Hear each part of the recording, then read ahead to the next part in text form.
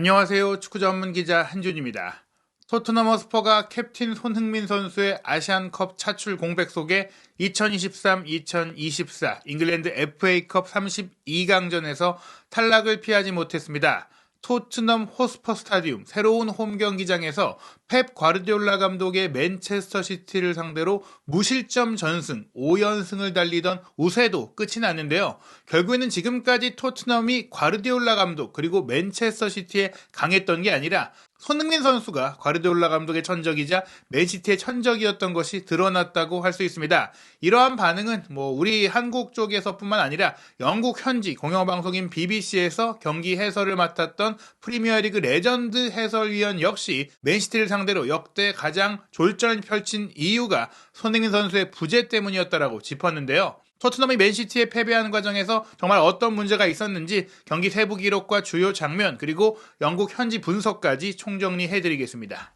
토트넘 허스퍼가 맨체스터 시티와 2023-2024 FA컵 4라운드 32강전에서 0대1로 패배하면서 탈락을 했습니다. 새 홈 경기장이 건립된 이후 6번째 맨시티와의 맞대결이었는데요. 이전 5번의 경기에서 토트넘이 한 번도 지지 않았고 또 득점도 내주지 않았었는데 맨시티가 이번 경기에서 6번째 경기 만에 처음으로 골도 넣고 처음으로 승리를 했거든요. 과르디올라 감독이 지난 시즌에 트래블을 달성하고 났을 때 영국의 현지 기자들이 이제 목표가 없지 않느냐 이런 얘기들을 했었을 때 농담으로 토트넘 호스퍼 스타디움에서 골을 넣는 것이다 라면서 웃었는데 그 목표까지 달성한 과르디올라 감독이 됐습니다. 또한 포스테콜로 감독은 토트넘 감독 중에는 처음으로 토트넘 호스퍼 스타디움에서 과르디올라 감독의 맨시티에 패배한 감독이 되고 말았는데요. 이 경기는 그 기록뿐 아니라 포스테콜로 감독도 부임 후 토트넘에서 정말 화끈한 공격 축구를 시도해 왔지만 이 경기에는 공격이 굉장히 부진했던 날이었습니다. 같은 날 열린 다른 경기들을 보면 브리스톨 시티와 노팅엄 포레스트가 0대0 무승부, 첼시와 에스턴 빌라도 0대0 무승부, 셰필드 웬즈데이와 코벤트리의 경기까지도 1대1 무승부가 되면서 다 재경기를 통해서 16강 진출팀을 가리게 됐고 맨체스터 시티만이 곧바로 16강에 오르게 됐는데요. 이날 경기 세부 기록을 살펴보시면 맨시티가 충분히 확실히 이길 만한 자격을 보여줬습니다. 기대 득점을 보시면 토트넘은 0.23골로 거의 득점에 가까운 기회들이 없었고요. 반면에 맨체스터 시티는 3.15골로 3대0 정도로 이길 만한 경기였다고 볼 수 있겠는데요. 기대 위협을 보더라도 맨시티가 1.55 그리고 토트넘이 0.84로 토트넘이 위협적인 장면을 만들기는 했지만 결국에는 제대로 슈팅까지 가져가지 못했던 부분들 그리고 볼 점유율은 물론 토트넘도 43.8%로 맨시티를 상대로 그렇게 크게 밀리지 않은 것처럼 보이지만 필드 틸트 경기장 기울기를 봤을 때는 맨시티가 78.2%로 거의 8대2에 가깝게 주도하면서 경기를 펼쳤다고 볼 수 있겠습니다. 게다가 토트넘이 하이라인 축구를 벌이는데 맨시티의 수비라인 높이가 무려 59.8m, 60m 가까이 올라갔고 토트넘은 37.7m로 40m 가까이 내려와 있었거든요. 평소와 비교했을 때는 토트넘이 확실히 밀리는 경기를 했다는 게 지표상으로도 드러납니다. 경기 세부 기록을 보시면 슈팅 숫자가 18대 1이었어요. 토트넘의 슈팅이 단 하나밖에 없었고요. 물론 그 하나의 슈팅을 유효 슈팅으로 연결하기는 했지만 득점 기회라고 보기는 어려운 상황이었습니다. 물론 토트넘도 빅찬스가 하나 있긴 했는데 놓쳤고요. 맨시티 같은 경우는 빅찬스가 3개나 있었습니다. 그렇기 때문에 3골을 넣을 만한 경기였다라고 볼 수 있겠는데요.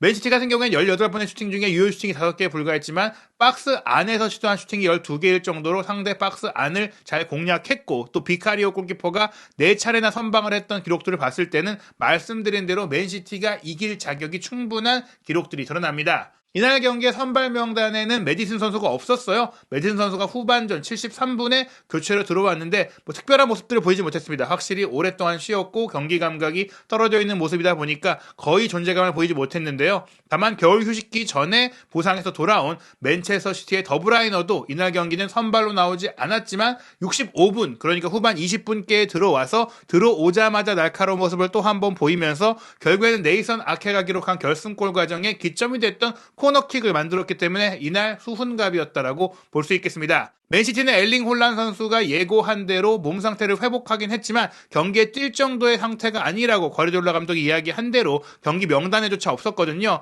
훌리안 알바레스가 최전방에 배치됐고 유망주인 오스카 바비 왼쪽, 오른쪽에 필포든 그리고 중앙 공격형 미드필드로 베르나르도 실바를 배치했고 코바치치와 로드리가 2명의 중앙 미드필드로 배치가 됐습니다. 그바르디올, 아케, 디아스, 워커가 포백을 구성했고 이날 워커 선수가 실제로 풀백 역할을 하면서 많이 사이드로 올라가고 그바르디올이 뒤를 지키는 비대칭 3백에 가까운 모습들을 보였고요.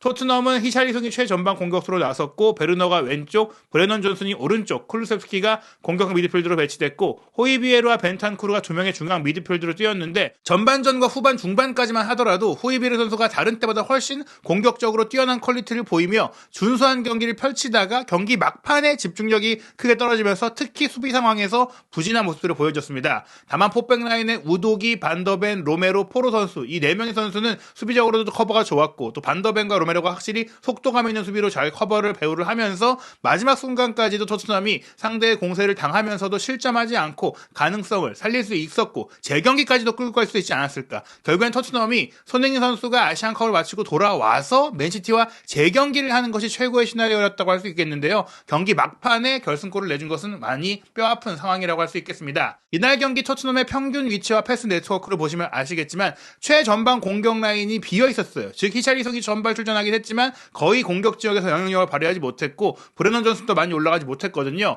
베르너 정도만 역습 상황에서 좀 치고 올라가면서 상황을 만들려고 했는데 결국에는 손흥민 선수가 없으니 전방에서 연계도 받아주는 것도 슈팅도 거의 아무런 공격이 불가능했던 그런 최악의 공격력을 보였던 날이었다고 볼 수 있겠습니다. 반면에 맨시티는 정말 편안하게 토트넘 지역으로 올라와서 경기를 지배했는데요. 득점 찬스 패스 기록을 보더라도 토트넘에서 가장 빼어난 기록을 기록한 선수가 센터백인 로메로였어요. 그 다음에 호이비에르였죠. 거의 토트넘의 공격 라인 선수들이 존재감 없는 정말 아무것도 하지 못한 경기였다고 볼 수 있는데요. 그러다 보니까 이제 영국의 프리미어리그 주간 방송사인 스카이 스포츠 같은 경우에는 이 경기를 논평하면서 맨시티에게 이 토트넘 호스퍼 스타디움이 지금까지 굉장히 험난한 경기장이었는데 이 경기에는 그런 악연을 끊어냈다. 클럽 월드컵 우승 이후 5경기에서 맨시티가 15골을 넣고 있고 3골만 내주고 있는데 특히 이날 토트넘과의 경기에서도 무려 18개나 슈팅을 기록을 하면서 지난 5경기에서 기록했던 84개의 슈팅에 플러스 이번 경기까지 무려 102회의 슈팅을 때리는 엄청난 화끈한 축구를 하고 있다라고 소개를 했는데요. 토트넘도 라인을 높이고 화끈한 슈팅을 많이 때리는 축구를 해왔는데 이 경기는 전혀 그런 모습을 보이지 못했습니다. 토트넘은 이날 경기에 말씀드린 대로 90분 내내 슈팅이 딱 하나밖에 없었는데 이는 올 시즌 FA컵 단일 경기에 참가한 모든 팀 중에 가장 적은 슈팅 숫자였고요. 또 지난 전반기 맨시티와 프리미어리그 경기 당시 토트넘은 체력도 떨어지고 컨디션도 좋지 않은 상태에서 3대3으로 비기는 저력을 보여줬었고 그 당시에 이탈한 선수도 굉장히 많았었거든요. 하지만 이번 경기 같은 경우에는 그들답지 않은 경기를 펼쳤다. 토트넘이 포스테코글루 감독 부임 후 그들의 색깔을 처음으로 보이지 못한 경기였다라는 지적을 받았습니다. 또한 BBC 스포츠에 따르면 토트넘이 무득점으로 경기를 마친 게 2023년 3월 AC밀란과의 챔피언스리그 16강 2차전 이후 처음이라고 하면서 그 경기 이후로 무려 35경기 연속 득점을 하다가 정말 오랜만에 득점하지 못하는 경기를 했거든요. 그만큼 이날 경기가 실망스러웠다고 볼 수 있겠는데요. 또한 토트넘은 전반전에는 슈팅이 하나도 없었거든요. 전반전 슈팅 0회 역시 2020년 2월에 있었던 프리미어리그 맨시티전 이후 처음이라고 합니다. 그때도 맨시티를 상대로 고전을 했었는데 또 한 번 역시 맨시티와의 경기에서 슈팅 기회를 만들지 못했던 토트넘이고요. 또한 토트넘이 FA컵에서는 홈에서 좋은 성적들을 이어져 왔었는데 2016년 2월 크리스탈 팰리스에 패배한 것 이후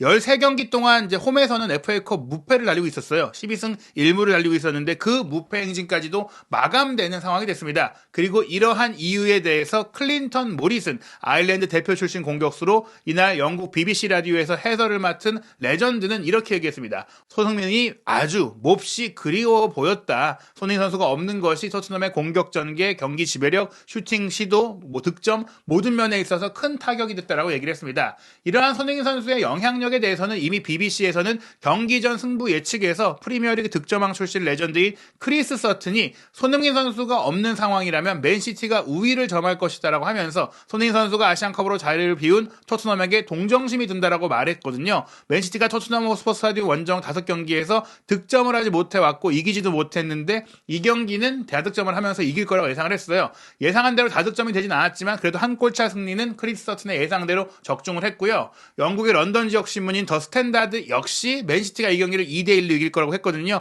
결과는 1대0이긴 했지만 역시나 손흥민 선수의 부재를 우려했었고 메디슨의 복귀 가능성에도 불구하고 손흥민이 없다면 이번 경기는 훨씬 더 어려워질 것이라고 했는데 실제로 메디슨 선수가 출전을 했지만 아무런 걸 보여주지 못했다. 결국에 손흥민 선수가 토트넘의 본체였던 것이 드러났다고 할 수 있겠습니다. 이날 경기는 경기 시작 5분 만에 맨시티가 앞서갈 수 있는 상황이 있었는데 토트넘 쪽에 조금 운이 따랐어요. 센터백인 후뱅 디아스가 후방적에서 오른쪽 전방 깊숙한 곳으로 롱패스를 연결했고 이 패스를 받은 워커의 크로스 패스를 포든이 먼저 슈팅을 했는데 이 슈팅을 비카리오 골키퍼가 막아냈거든요. 흘러나온 공을 오스카 밥에 밀어 넣었는데 오스카 밥이 이제 포든이 슈팅하는 순간 굳이 발을 뻗어가지고 오프사이드 위치에 있었기 때문에 골키퍼를 맞고 나온 공을 밀어 넣을 때 이미 오프사이드 위치에서 플레이가 시작됐기 때문에 이 장면이 VAR 체크를 통해서 무효가 됐습니다. 사실 발을 안 뻗었다면 조금만 뒤에 있었다면 튀어나온 공을 밀어 넣었어도 충분히 득점이 될 수 있는 장면이었거든요. 이러한 가운데 메디슨 선수가 전반 18분부터 몸을 풀면서 후반전 출전을 준비하고 있었고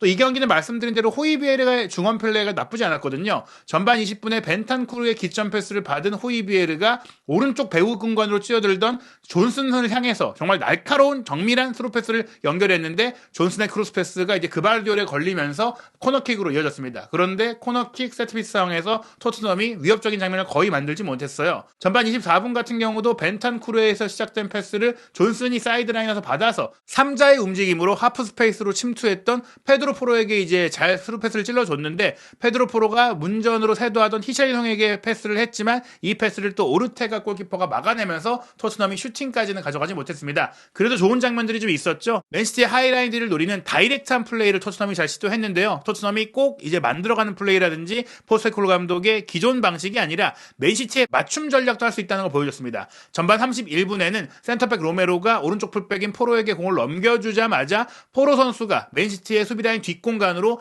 롱패스를 때려 넣었고 이 롱패스를 향해서 히샬리송이 열심히 뛰어가 봤지만 오르테가 골키퍼가 페널티 에리어 바깥까지 뛰쳐나오면서 헤더로 공을 차단했거든요. 이렇게 경기가 진행되는 와중에 전반 33분께에 주심의 VAR 장비에 좀 문제가 생겨서 한 3분가량 경기가 중단됐고 이로 인해 조금은 경기의 흐름이 좀 떨어졌는데요. 경기가 재개된 이후 41분 이 장면은 호이비에르가 정말 뛰어난 모습을 보였어요. 하프라인 부근에서 공을 잡기 시작해서 무려 맨시티 선수 3-4명 사이를 본인이 탈압박하고 드리블하면서 풀어낸 이후에 배우 공간으로 스루패스까지 잘 찔러줬는데 이 스루패스를 받은 베르너의 크로스 패스를 히샬리송이 또 한 번 받으러 들어가는 슈팅하러 들어가는 상황을 아케가 차단하면서 결국에는 문전에서 마무리한 선수의 위치와 타이밍과 파괴력 히샬리송 선수가 이날 경기는 맨시티 투비를 좀 이겨내지 못하면서 기회를 살리지 못했습니다. 전반전까지만 하더라도 조금 팽팽한 공방전 양상이었거든요. 41분에는 베르나르도 실바가 문전 우측에서 뒤로 빼준 공을 로드리가 중거리 슈팅으로 가져갔는데 반더벤이 차단했고 흘러나온 공을 코바치치가 슈팅했는데 벤탄쿠르가 막아냈고 이어서 오스카바의 슈팅까지도 페드로 포로가 막아내면서 토트넘이 수비 집중력도 잘 보여줬어요. 전반전은 볼 점유율이 토트넘이 42%, 맨시티가 58%였는데 결국 중요했던 건 슈팅 차이죠. 맨시티가 전반전에 슈팅 10개를 때렸는데 토트넘은 단 한 개도 기록하지 못했다. 다만 전반전을 보면 맨시티도 빅찬스는 하나밖에 없었다는 점에 있어서 토트넘이 그래도 후반전에 조금 이제 제대로 뭔가 쏟아내고 메디슨이 들어오면 해볼 수 있겠다라는 기대감들이 있었거든요. 하지만 정작 후반전이 시작됐을 때도 더 좋은 기회를 계속해서 만들면서 기세가 오른 것은 맨시티였습니다. 후반 시작 3분 만인 48분에 오스카밥의 왼쪽 측면에서 올린 크로스 패스를 훌리안 알바레스가 반대편에서 달려들어오며 확보했고 슈팅까지 잘 때렸는데 반더벤이 정말 놀라운 슈퍼 태클로 건드리지 않았다면 실점할 수 있었고요.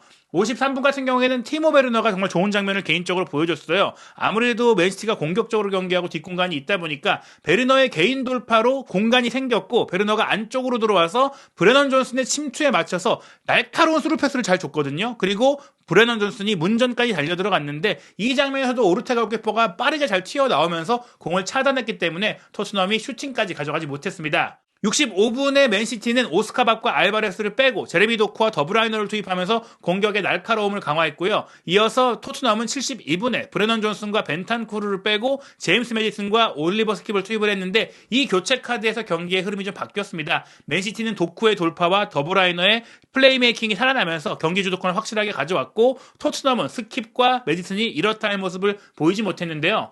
81분 도쿠가 문전 왼쪽을 파고들어 연결한 컷백을 호이비에르가 쉽게 걷어낼 수 있는 위치에 있었는데 이 공을 헛발질하면서 빠뜨렸거든요. 결정적인 위기가 생겼고 베르나르도 실바가 슈팅을 가져갔는데 다행히 조금 가운데 쪽으로 쏠리면서 비카리오가 막아냈습니다. 그런데 다시 1분 뒤에는 토트넘의 후방 빌드업을 진행하다가 호이비에르가 볼 터치 미스를 하면서 빠르게 공을 동료에게 연결하려고 하다가 이 패스까지도 포든에게 잘렸고 포든이 공을 자르자마자 무인지경에 있던 더브라이너에게 패스를 내줬기 때문에 여기서 골을 내주겠다라고 싶었는데 더브라이너의 슈팅이 골대 옆으로 아슬아슬하게 빗나가면서 토트넘이 호이비에르의 연속된 실책 속에서도 실점하지 않고 조금 잘 넘겼어요. 이 정도로 위기를 넘기다 보니까 0대0으로 끝나고 재경기로 가지 않겠느냐라는 생각들이 들었는데 후반 종료를 앞둔 88분 더브라이너의 코너킥을 비카리오가 펀칭하려고 했을 때 후뱅 디아스와 조금 충돌이 있었거든요. 그렇게 해서 흘러나온 공을 아케가 밀어넣었는데 처음에 골키퍼 차징이 아닌가 싶었는데 VAR 체크를 한 결과 먼저 후뱅 디아스가 자리를 잡고 있었다는 좀 결정이 내려오면서 이게 골키퍼 차징이 아니라